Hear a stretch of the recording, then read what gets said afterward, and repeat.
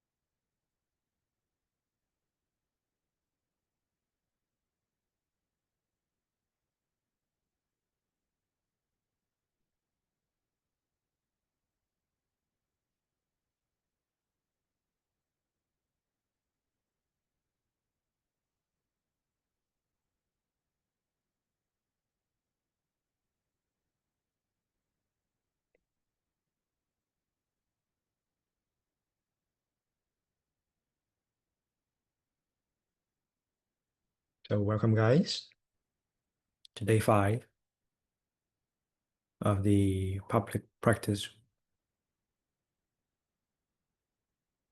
I've stated a few times in these spaces is the moment we enter this space, the training has begun. Once again, we are finding the posture that allow both alertness, lucidity, and also flexibility, the ability to move beyond these different ways. We don't want to be stiff, nor do we want to be too loosey.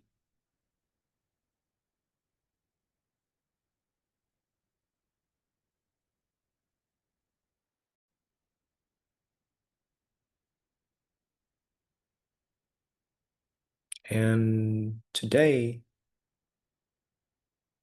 I think we should talk about tapering. This is one of the principle of training in CC that I don't see being talked about enough in this niche, in this domain of training that we're doing, tapering. So as some of you guys have backgrounds in long distance running, that type of training, or physical training, has the concept of deloading. Yeah. So similarly, when it comes to these practices, there's a way to skillfully, effectively close out a cycle of training. But what's the function of that? I think at times it's not being talked about enough. What is the function of closing out a sadhana so that there is a full integration that's happening? Because if we look into this micro learning environment that we're building for ourselves, in 5 days, we've gone through quite a period of transformation, even though it's quite small. We're starting to see all these milestones. In first week, lots of people show up. There's excitement in the air. There's a lot of wanting to connect, but in that maybe frantic energy. So we just ease on that in, both in the training and in the discussion, just easing that in with the right posture, the right attitude, starting to formulate a type of space that is conducive for us to come together. Right? That's similar to like the warm-up of the week pretty much is day one. And as the warm-up is accomplished, day two is when we're starting to see if we can maintain that pace, show up again. And a lot of you guys did on day two. Where now from the posture, now we're making contact. We actually is now instructed to feel what we experience, not running away from, not trying to dive into it and get lost, but a type of like well-paced, further easing in. And come day three, then with that pace, we pin the situation down to digest those raw, sticky emotions. Yeah, let them wash over us, welcoming them in.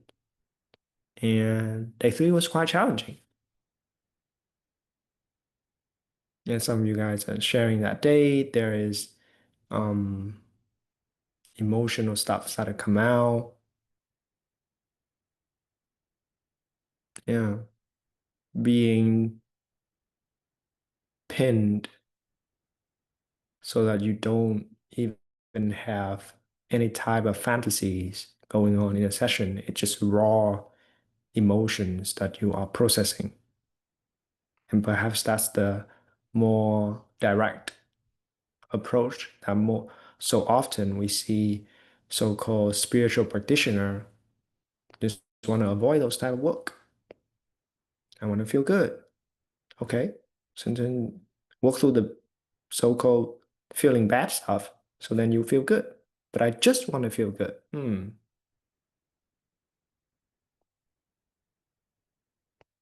Interesting choice. Choosing ignorance. And come with that pinning from day three, then day four, that momentum drive forward for us to see ourselves, meet our true face, whatever that is. All that fear is coming in. But now instead of being perhaps very rattled, like on day three, there's a potential in day four for you to start to orient. Okay, that's the situation. Are you willing to lean in, step in, meeting your problems, finding the rest in the restlessness? There's this idea of crossing the chasm that happens again and again throughout the boot camps. Essentially, in all those moments where you are uncertain, what choices would you make? Because then it will define the type of personality structure that you carry forth. Are you the one that, when it's uncertain, you just shut down and become distracted to never even feel that level of uncertainty? Are you the one that once the doubt arises, will just uncontrollably proliferating and then get panicky? Do you judge yourself for these things and generate this kind of self-shaming cycle that just gets nowhere? Are you the one that when uncertainty comes, point the blame towards other and say, it's because of you that I'm feeling this? So those are own choices that lead to different result in the path, that leads to different level of virtue. Yeah, and all these choices, if we just have a little bit of metacognition of observing our path, we can quickly see that, oh, that's happened across the board. That's how I am. Yeah, that is your true face in that way.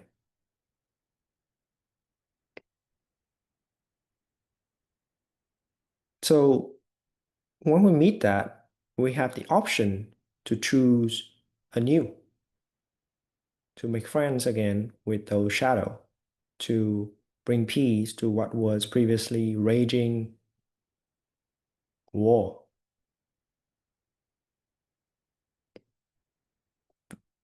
And the tapering essentially is today's topic of having understand all these training, can you just be okay with that?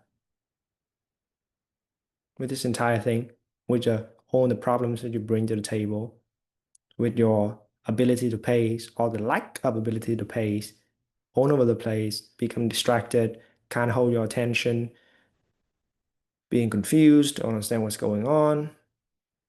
Are you okay with that? Are you okay that you have many unfelt, unprocessed emotions?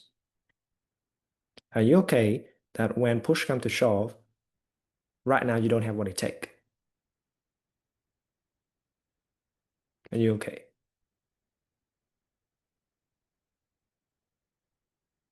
Yeah, so the tapering essentially is to not further try to go for more because, well, you already have seen that when you push to the edge, you don't have the type of orientation to know how to navigate.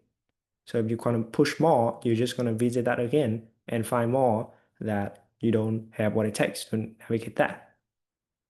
So then we have to taper and scope in the accomplishment that we went through together, and then starting to map out our further trajectories. Because at least what is accomplished is now you know.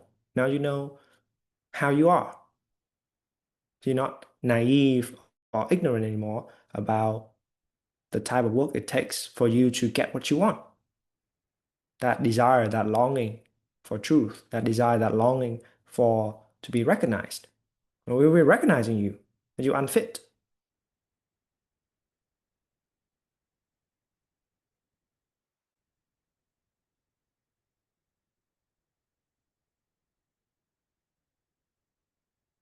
You know?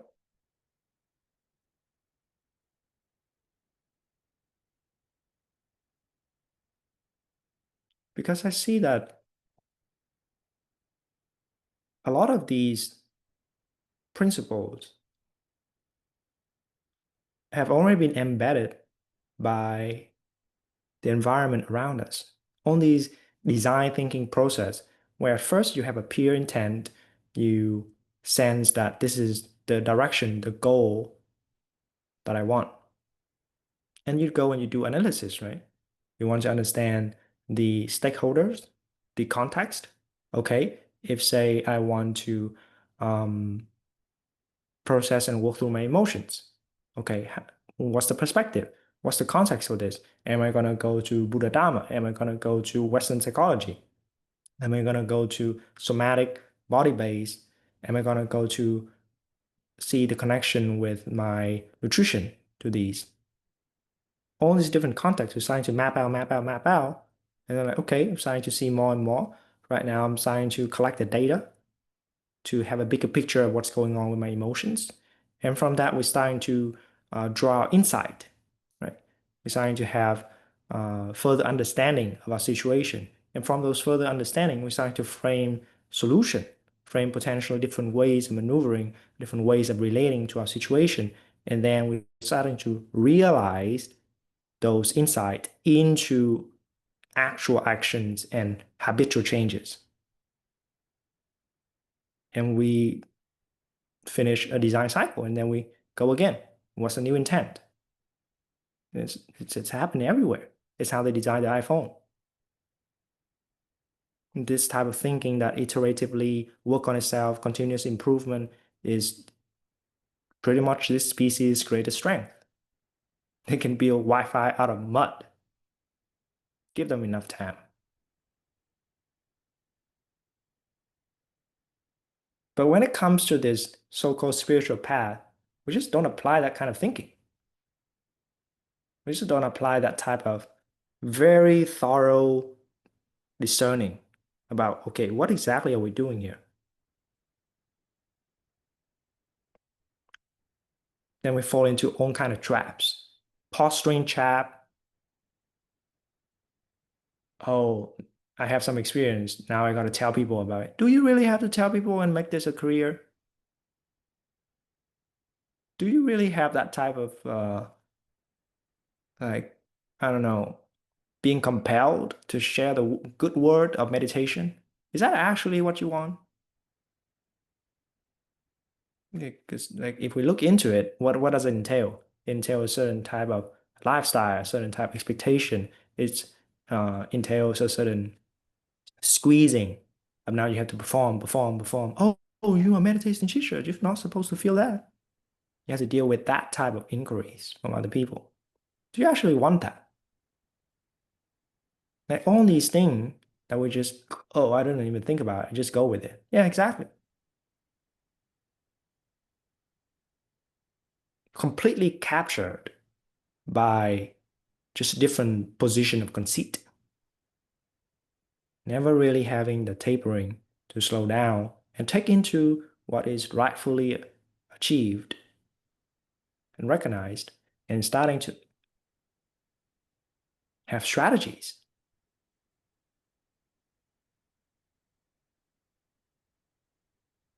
Like if you've been previously mm, not be able to feel what you feel, and now you feel emotions all the time, but it could be years now that you haven't revised your strategy. You could just you're just stuck on the same script.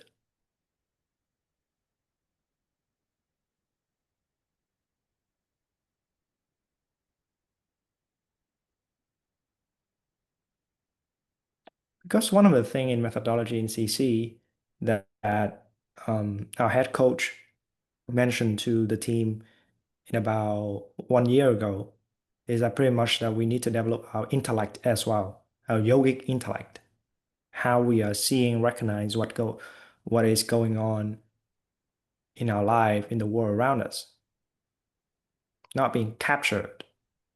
Because yes, collectively, humans can come together and problem solving at a very precise and high caliber level. But individually, we are so easy to be captured, assimilated into a greater hive mind, belonging to just cultural, social identity, and that's it. Very few of us has the capacity to push and pace, so managing the sequence and the momentum of that while continuously hit to go beyond all the identities. And so many of us have been doing this for what, 7, 10, 15 years of doing this, but never really managed the momentum well. So you actually reach escape velocity.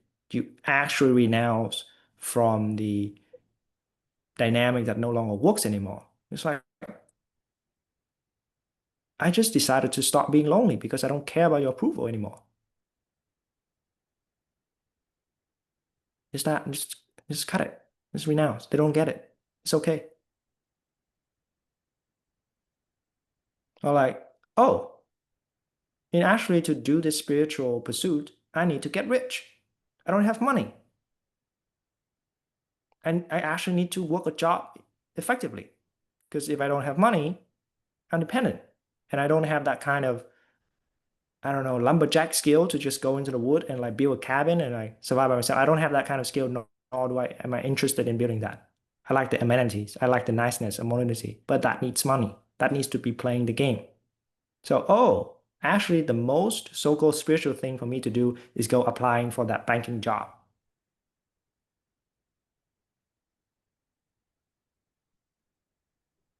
Yeah, but the spiritual community is also captured by their own script. Oh, you don't look spiritual. That's not spiritual to say. Okay, let them do that. Let them do their thing.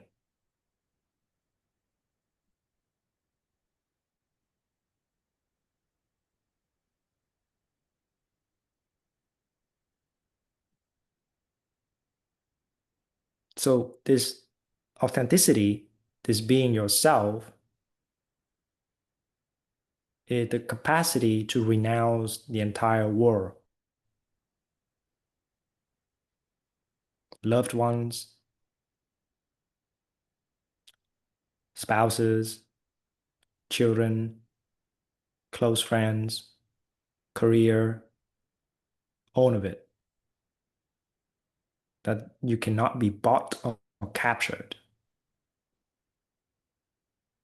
And then develop the appropriate response to re-engage family, spouses, children, friends, career. And so often we just get enmeshed, held hostage.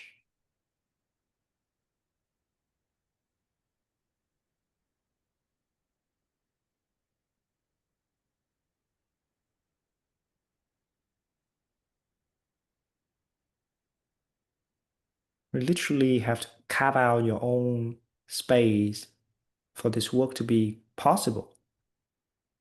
And that's the conversation about right now.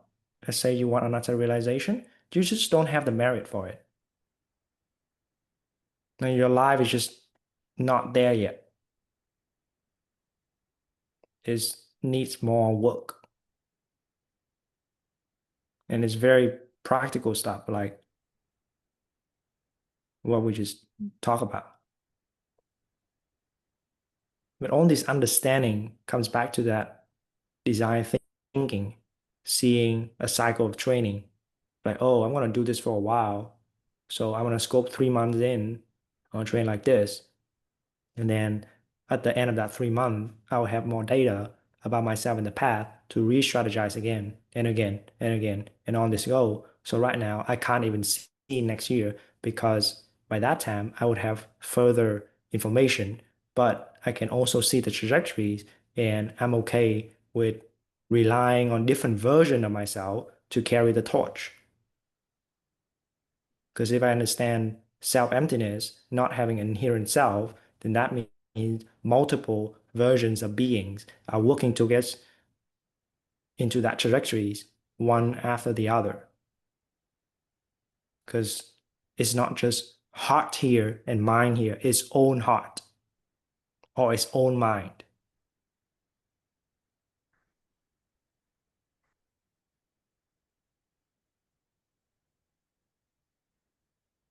And otherwise, we're fantasizing about a simpler times when people just touch their chest, and that's it.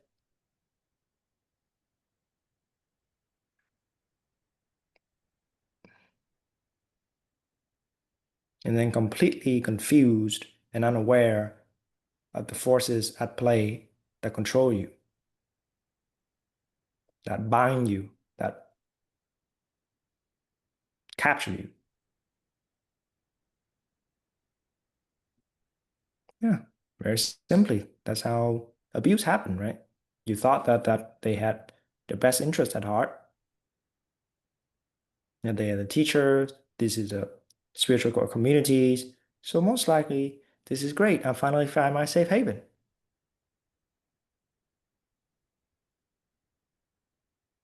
And then we become naive again.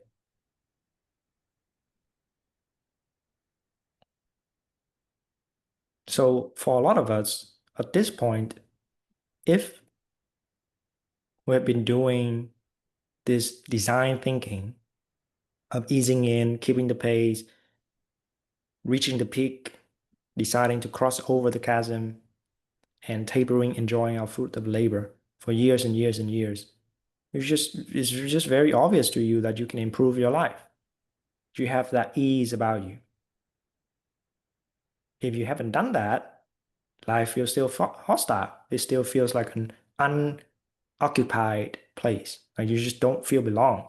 You just feel out of place. You haven't done the work in that way. So wherever we are on that spectrum, let's be ourselves. Same thing. Good posture, good attitude, keeping the pace by regulating the breath, working through with emotions, allowing the thought process and the emotional stream to unravel. In the midst of uncertainty, decide what type of a being you are, and then rest.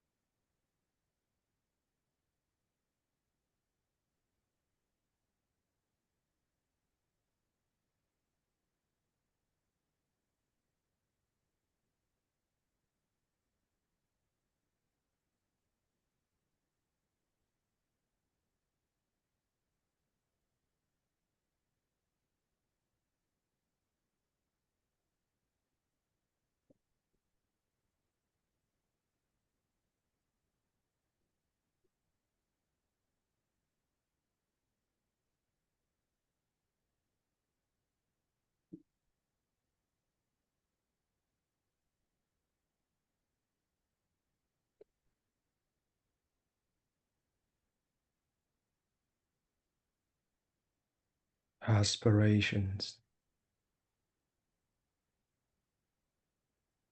the pure desire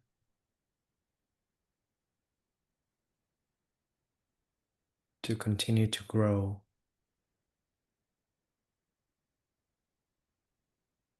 to continue to fall in love with life.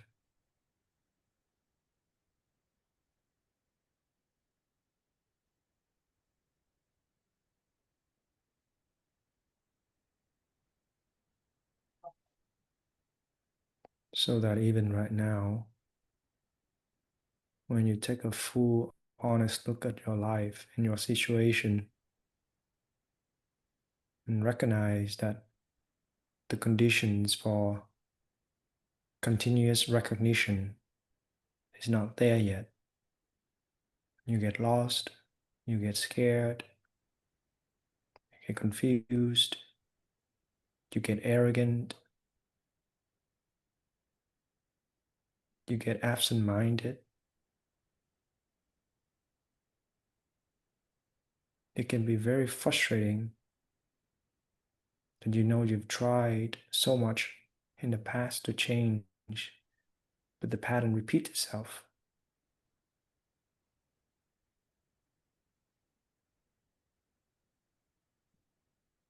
So the aspiration, the desire is not to change,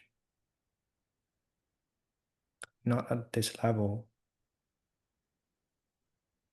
but is to make change even possible, to actually have faith. So that in the face of failures,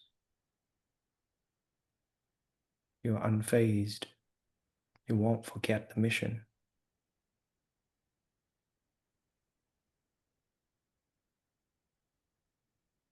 The aspiration to even aspire, to even remember, to turn your mind towards this.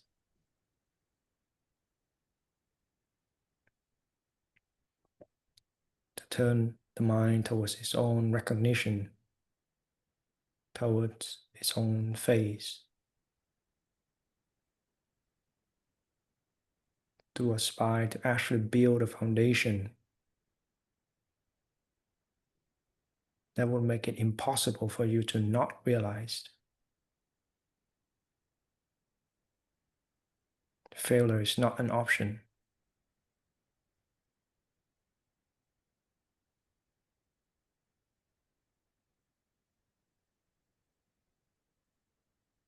To aspire to take every single tool that you have in this modern life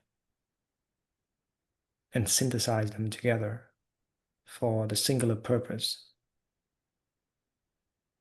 of liberation.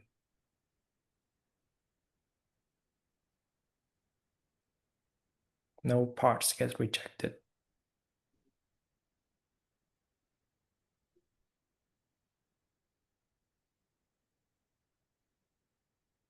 No separation.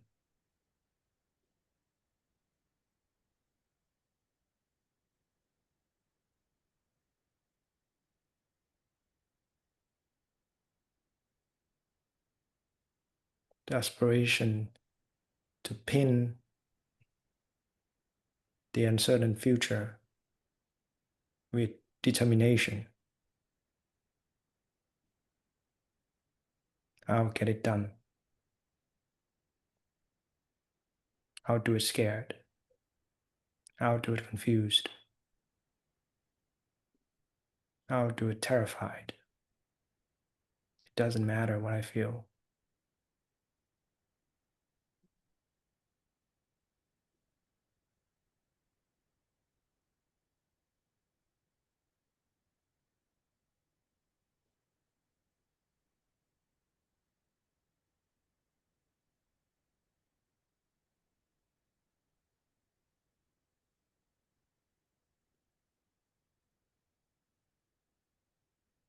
Not in that way.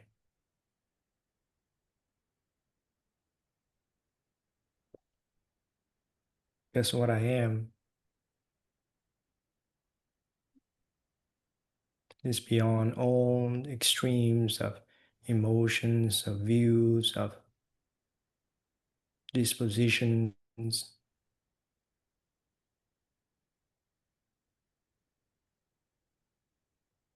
of states.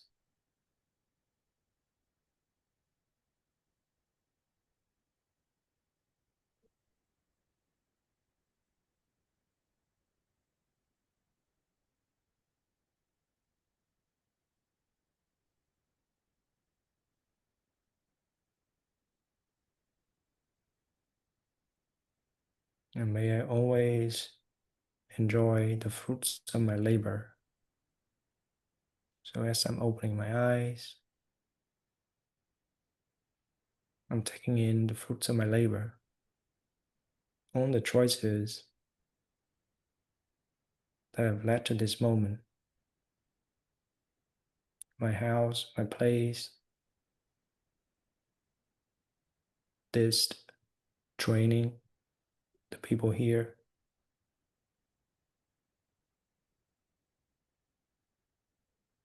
Choice upon choices. Whether it's a good harvest or poor harvest, may I enjoy them.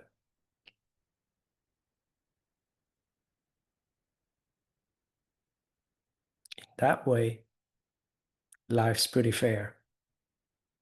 In that way, I get what I deserve. Because I make this.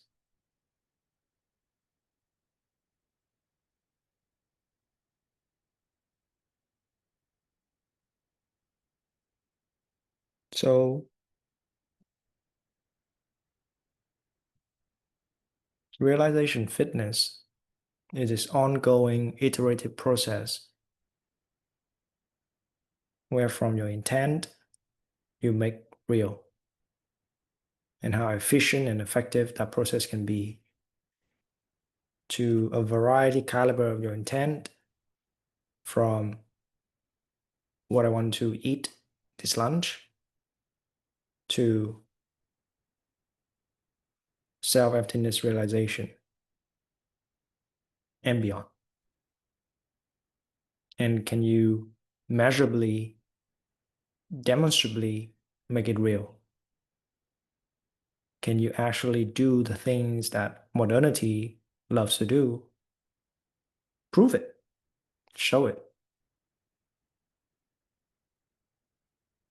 If you have realization, can you actually transmit? Set up a series of experiments, see for yourself. If you don't, aspire to get it. Aspire to reclaim it, remember it, to recognize. But I guess I understand this topic of tapering and realization fitness as an iterative design process is quite new, at least from what I've seen.